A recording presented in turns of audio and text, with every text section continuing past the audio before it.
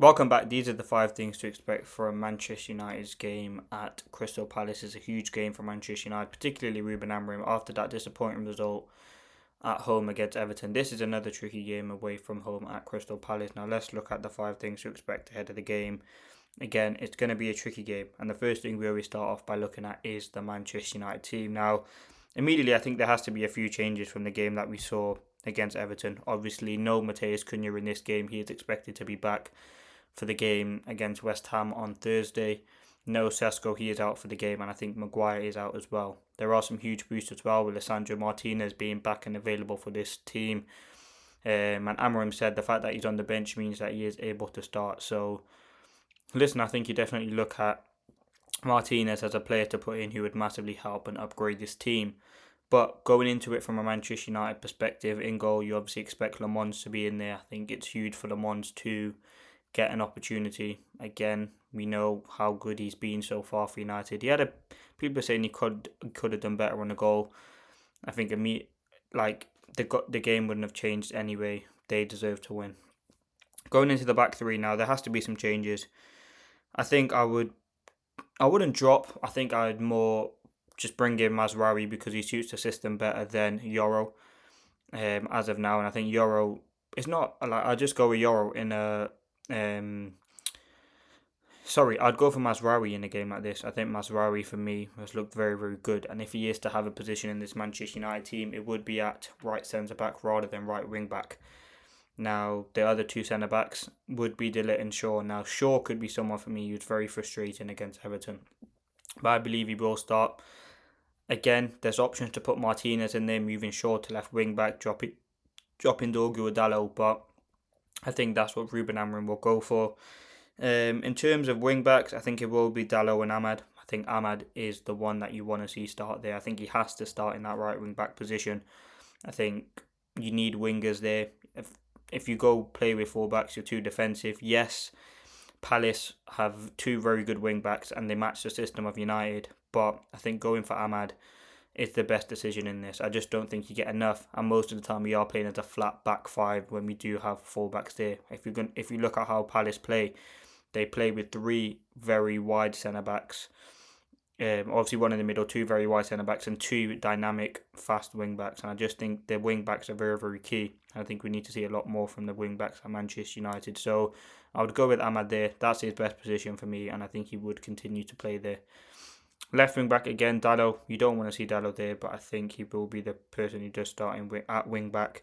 Into midfield now, I've seen people saying give Ugarte and Manu a chance. I would love to see a bit of rotation, but I just don't think that's going to happen. Bruno starts every game when he's available, and Casemiro has become Amorim's first choice, so I don't see a reason why to drop them. I think Casemiro again had probably one of his worst performances in a United shirt a few seasons ago at Palace, but he's looked good of late, and I think yes against Everton he was a bit of a shaky performance.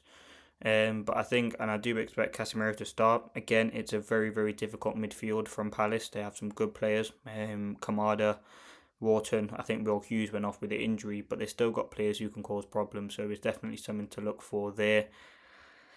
The two tens again, I'd go Mbeumo, Mount, and I think it'd be Xerxes through the middle. Obviously, no Cunha in this game. I think that's the strongest team. I think that's probably the best team Ruben Amorim can go for at the moment.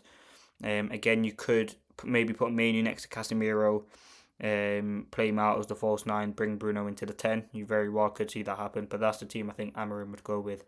Now let's look at United's threats. Now Palace, they play the same system as United. Three centre-backs, two wing-backs, two midfielders, two behind the striker, and then obviously Mateta through the middle.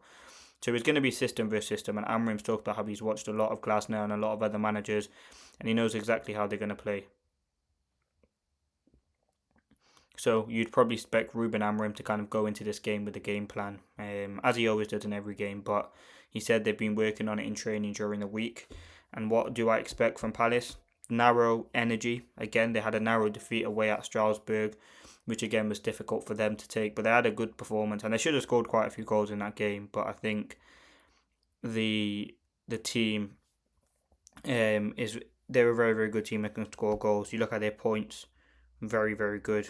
Sixth in the league at the moment. So they are a team who can cause problems to United. Again, their home form, played 6, won 2, drawn 4. So kind of consensus would be to go for a draw in this game, looking at Palace's form. But look at Palace against United, is a totally different story. But I think the threat will come from obviously the wing backs, and I think our wing backs are one of the most important things in the system. But we haven't found the right pair of wing backs yet, and that is a problem in my opinion. But yeah, I think the wing backs are key in this game. Obviously, you got your likes of Bruno. I think we need to see a bit more of Mbeumo. We know we can score goals, but it's all about in these tough games, can he step up and get some goals?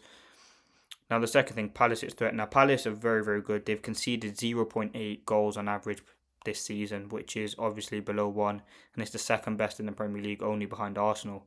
They have very, very good defensive record. Lacroix, Richard and Gray here, three very, very physical and good centre-backs.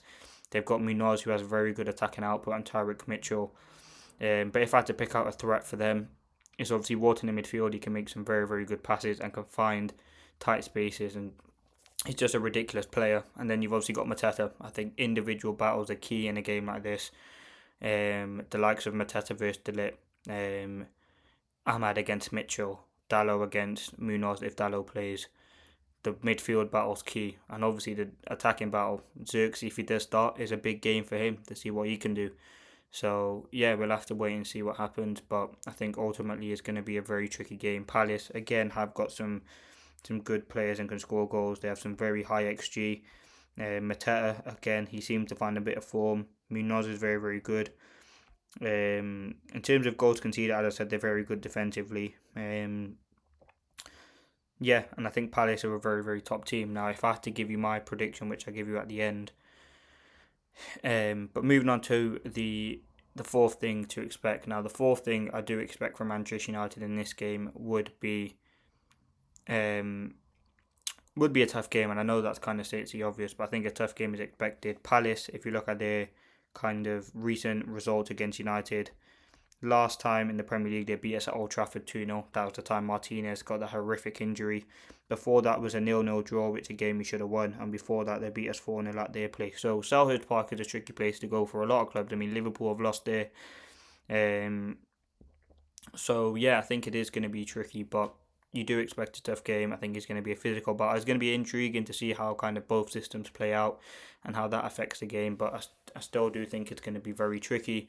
And the fifth and final thing, the result. I think the result, I'm going to go for a draw actually. I'm going to go with the 1-0 draw. I think United, again, we can score goals, but you look at how good Palace are defensively and you look at how bad our performance was against Everton. But then you look at Palace, on the other hand, played against Strasbourg on Thursday in France. Could their European game have a part to play in this game? I'm hoping United can get the win. It'd be a huge 3 points after a disappointing result against Everton. But yeah, I expect it to be a difficult game. I'm hoping we can get the win. Let me know your thoughts.